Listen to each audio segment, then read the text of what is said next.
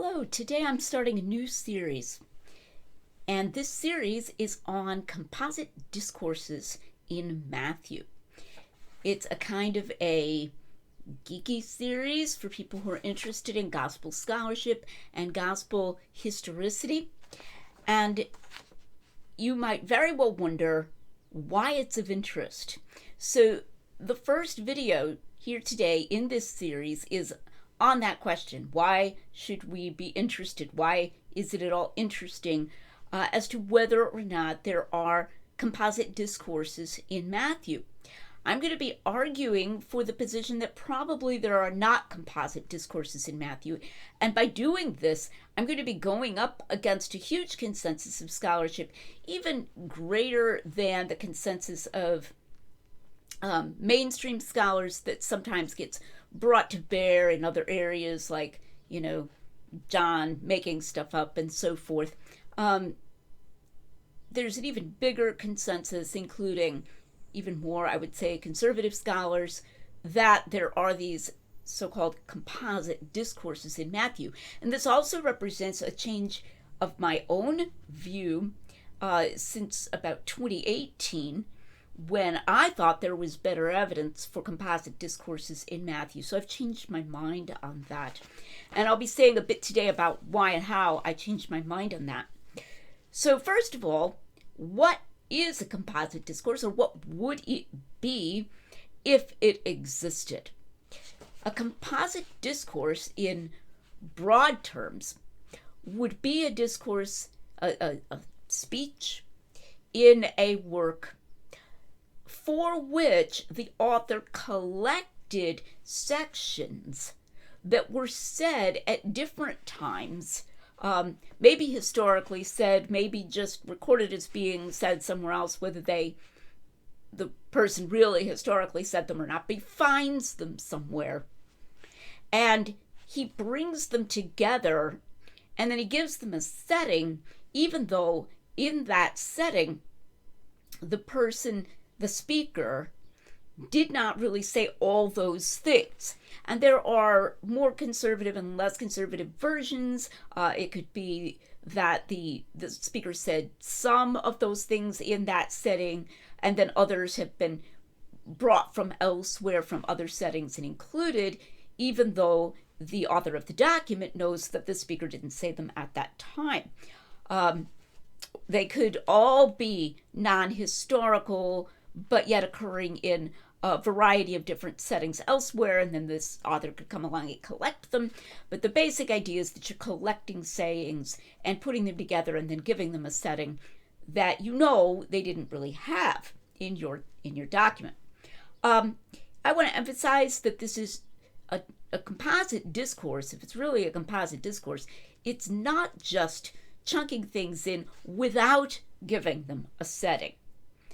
And I'll be talking a little bit more about achronological and dyschronological narration here, because I think there's a lot of unclarity surrounding this, especially when it comes to alleged composite discourses in Matthew.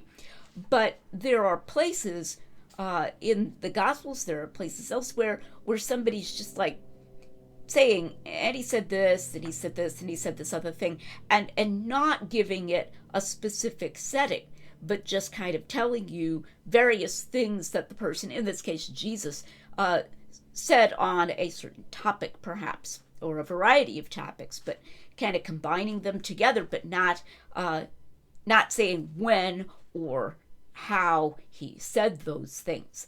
So that would not be a composite discourse. A composite discourse would have an apparent setting within the document. Okay.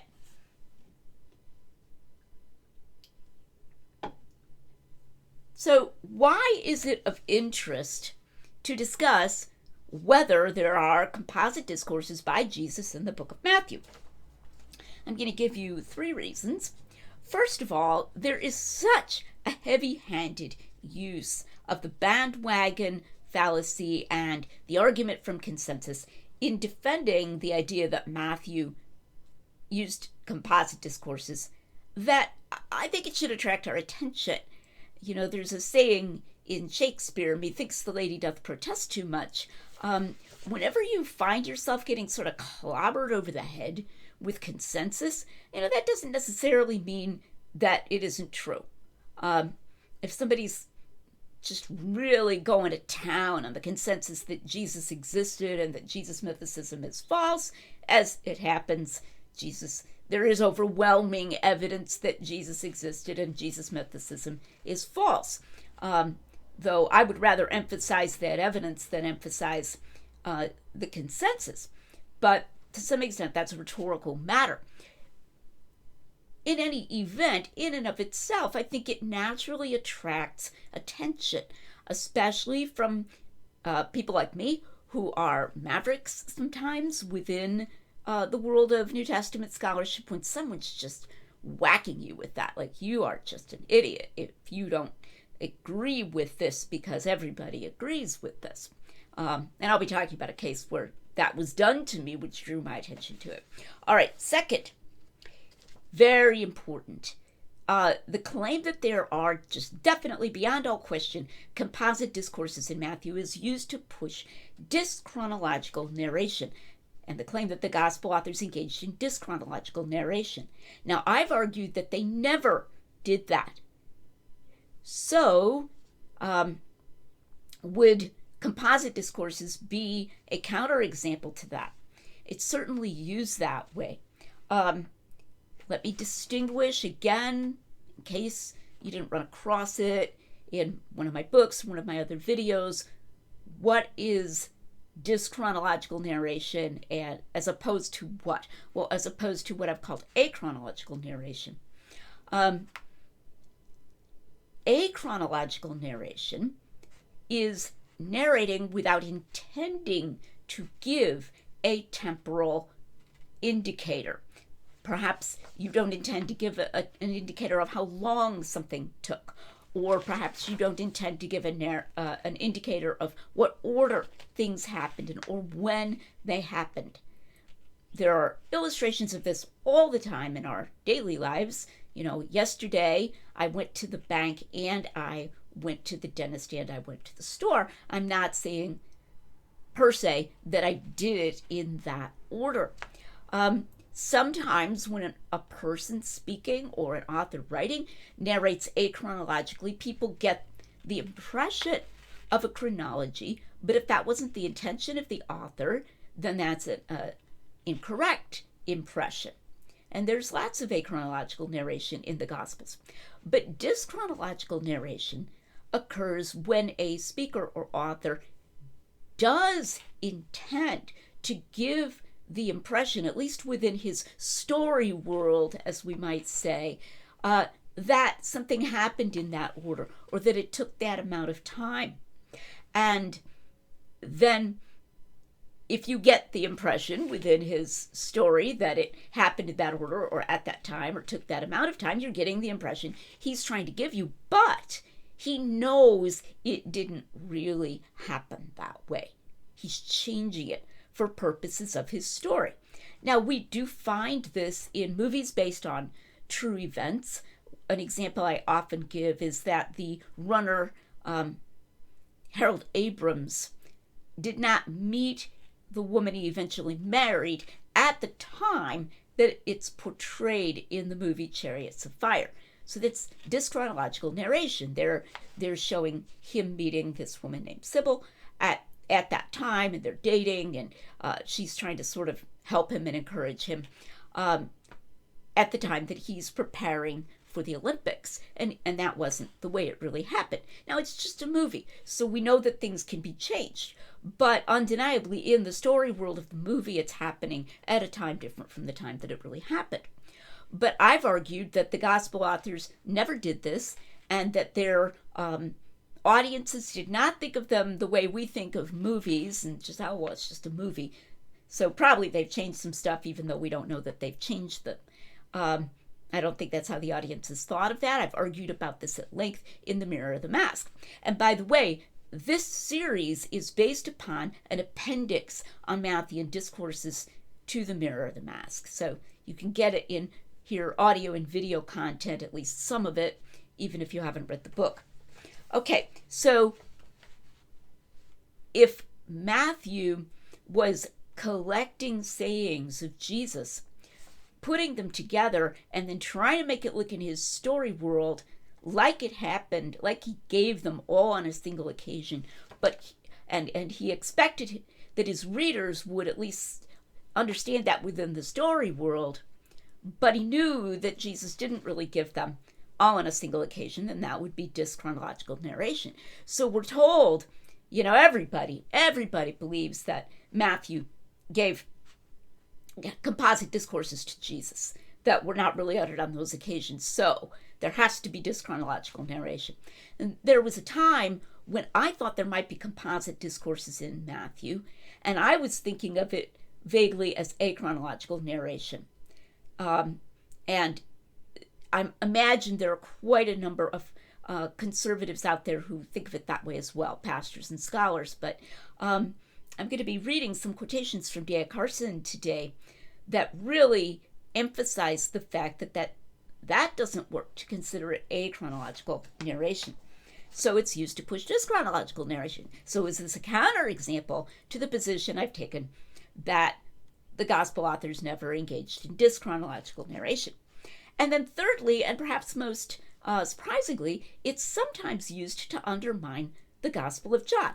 How could that be? You might ask. I do not know how wide-ranging this argument is. I encountered it through my debate on The Unbelievable Show with Craig Evans some years ago, where Evans was arguing that John's gospel has these places where Jesus, quote unquote, talks like Lady Wisdom, and those are places where Jesus did not historically recognizably say what is attributed to him. Now he obscured, he equivocated, he was quite unclear there at times, just saying it's paraphrase, and Lydia must not believe in paraphrase, things that those who follow my work have seen a lot. The debate was based on some far clearer and less equivocal, but more, shall we say, embarrassing for a conservative, comments that Evans had made in a pair of back-to-back debates in 2012 with Bart Ehrman, where he literally said to Bart Ehrman, I don't think we have too much disagreement about the Gospel of John. Okay, but by 2018, he was kind of obfuscating that. But it did eventually come out in our discussion in 2018 what he was saying, that the Jesus of John is so different from that of synoptics and so forth. And in the course of that, this is how this went with Matthean Discourses and how it's related to John. He emphasized, as people often do, these long discourses that Jesus gives in John. And it is exaggerated. Please get hold of my book, The Eye of the Beholder, if you're interested in more on these supposed long discourses in John.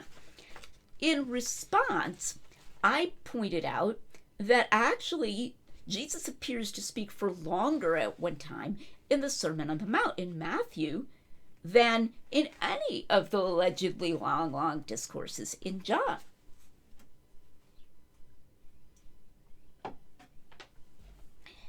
Evans responded to that in a way that I found puzzling.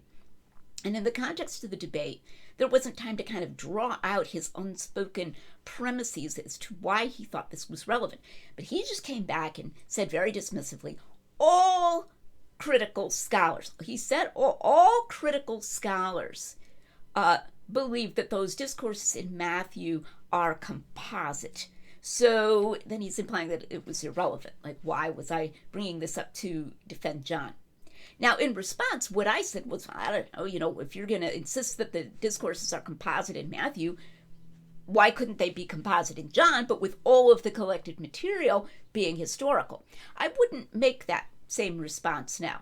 And I didn't actually even then believe that they were composite discourses in John. But since he had brought up composite discourses, I was saying, from his perspective, why couldn't the discourses in John be composite as well?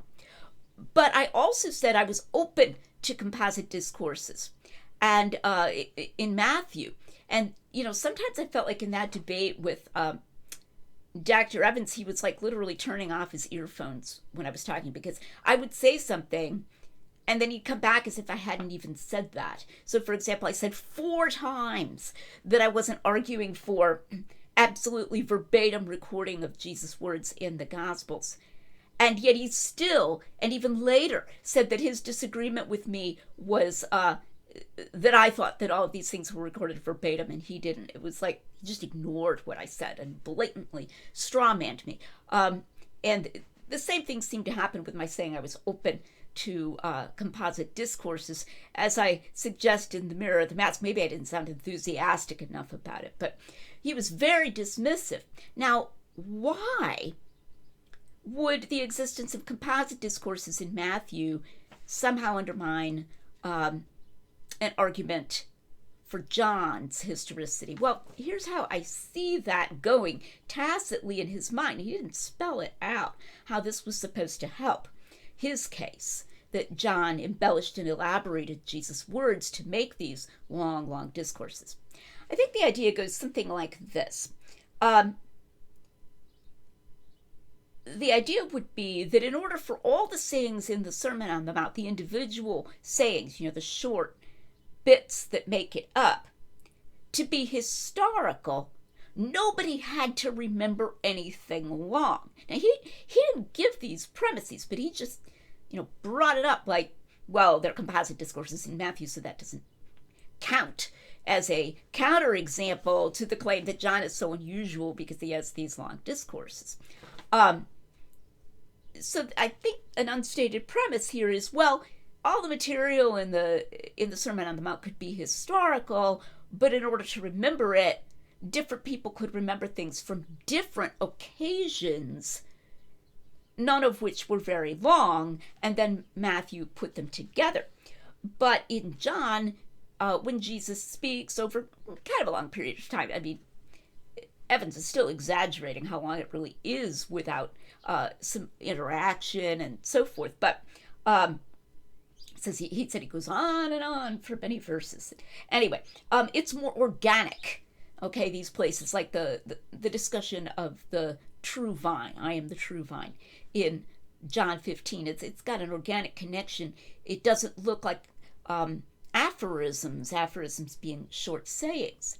So I think the unspoken argument goes, in order for this to be even approximately recognizably something that Jesus said on that occasion, the night of the Last Supper, the night in which he was betrayed, someone would have to remember, at least approximately correctly, something longer, and nobody could remember even approximately something that long. So pointing to the discourses in Matthew doesn't help, because all critical scholars know that those are composites, and nobody would have had to remember anything that long for them. Okay, now there are a lot of dubious premises here, and I go into all of that in the Eye of the Beholder on Johannine Discourses. But it's interesting that the idea of composite discourses in Matthew is playing a pivotal role in dismissing Matthew as a counterexample.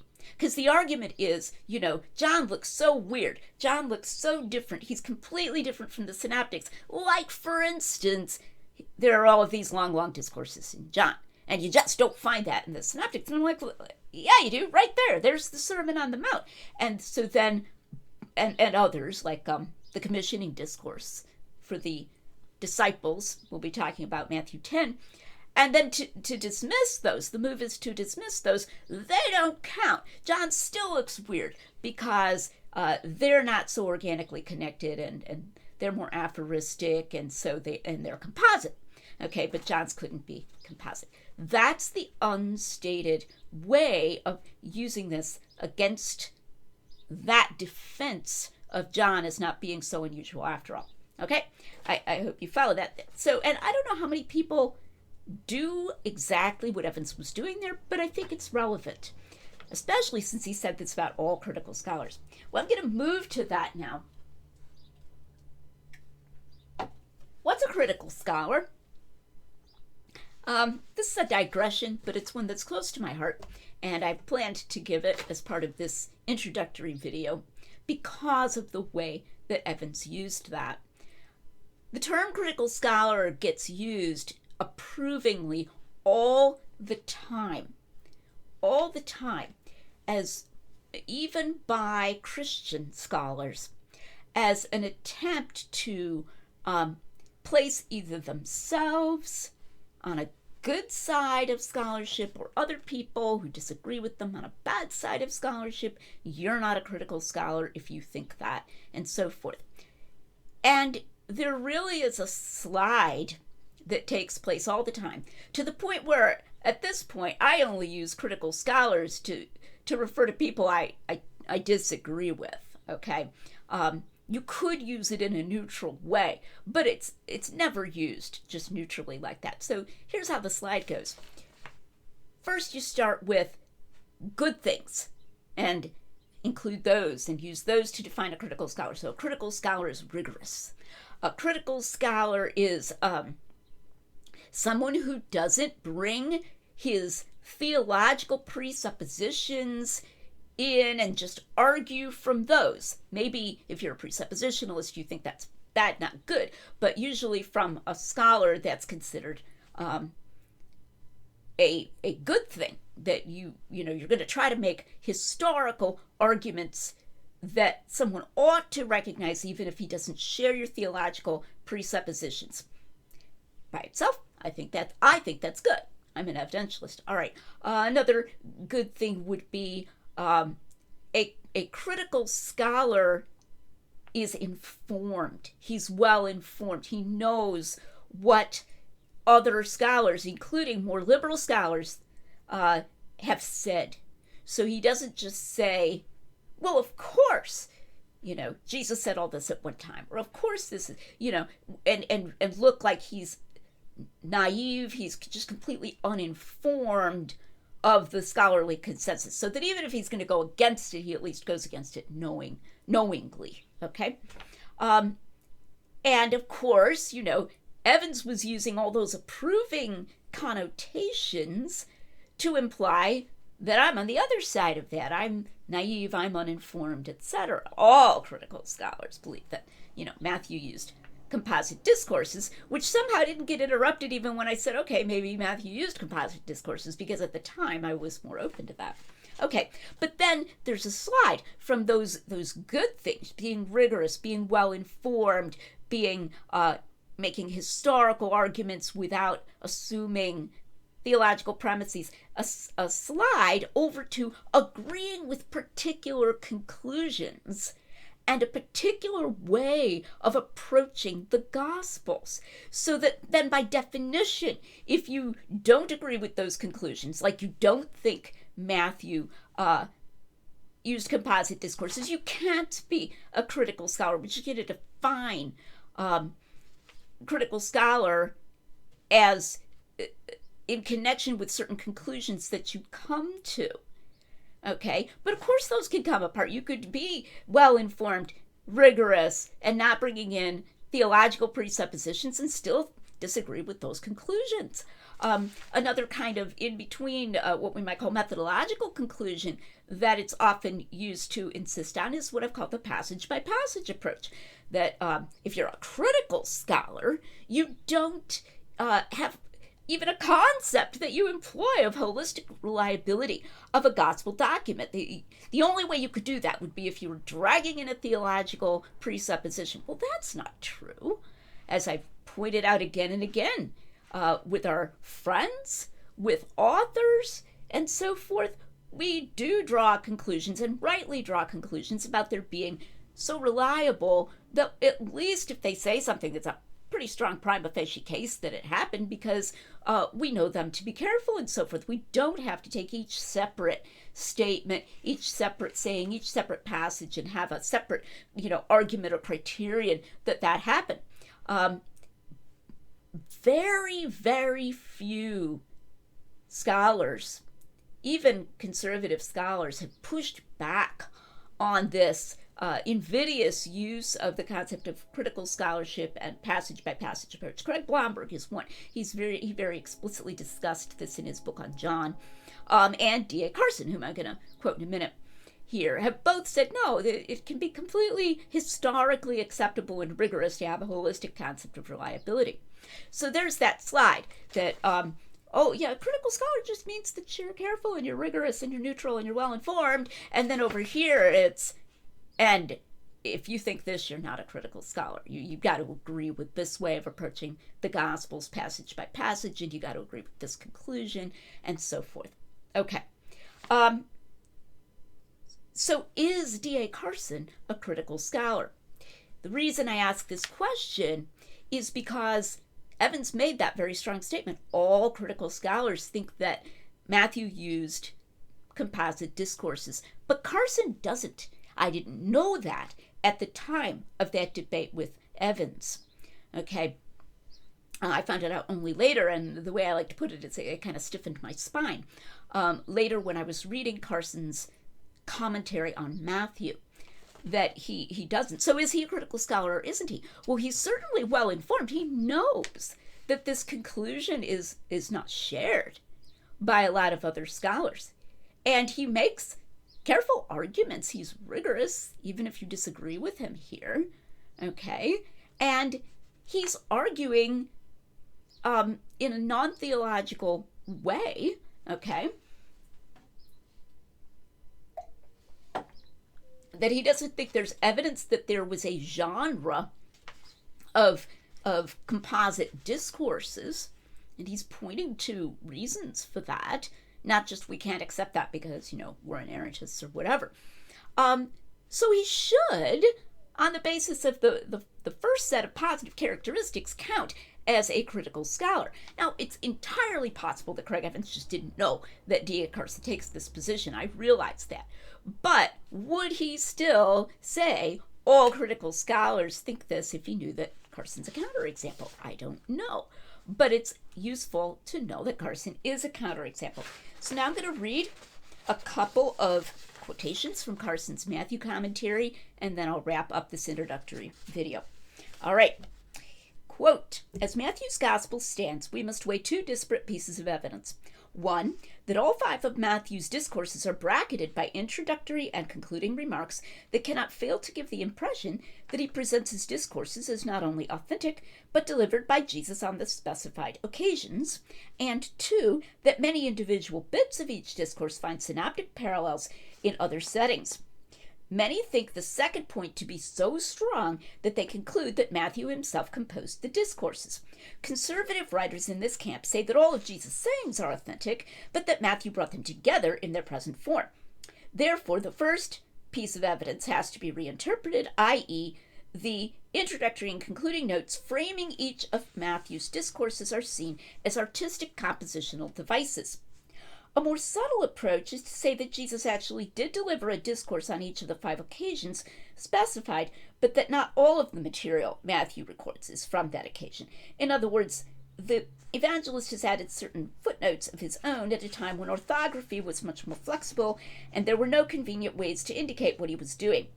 While either of these reconstructions is possible, each faces 2 steep hurdles. 1, the introductory and concluding brackets around the 5 discourses do not belong to any clear first-century pattern or genre that would show the reader that they are merely artistic devices and not the real settings they manifestly claim to be.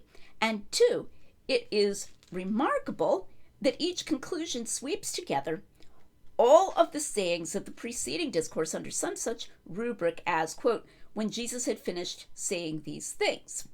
And then, it's a possible exception is Matthew 11:1. Later we'll talk about the commissioning discourse. He continues, that the introductory and concluding formulas were not recognizable as artistic devices is confirmed by the fact that for the first millennium and a half or so of its existence, the church recognized them as concrete settings. All right, there's Carson. Here's another quotation, much shorter, concerning, I think it's the commissioning discourse. I should have written that down here. Anyway, the setting Matthew gives must be accepted, although he arranges much of his material, topically, uses loose time connectives and condenses his sources and sometimes paraphrases them.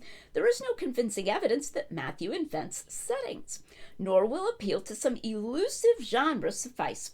If Matthew is a coherent writer, such non-historical material must be reasonably and readily separable from his historical material. If the alleged genre was recognizable to the first readers. So he's talking about a tag in the text, what I've called a tag in the text. So notice that Carson's implying that there is no independent evidence for anything as specific as composite discourses as a genre. Now, I didn't know that in 2018. I was, if anything, I was sort of naive in the opposite direction from the direction Evans implied, in the direction that is of being more accepting of things that many scholars say, not by much, but somewhat more. I just assumed there must be more evidence of this. Now that's important. We do have evidence in non-biblical literature of authors who simply invented discourses with very little, if any, source material. We also have evidence that there were authors who disapproved, non-biblical authors who disapproved of inventing discourses and did not do it.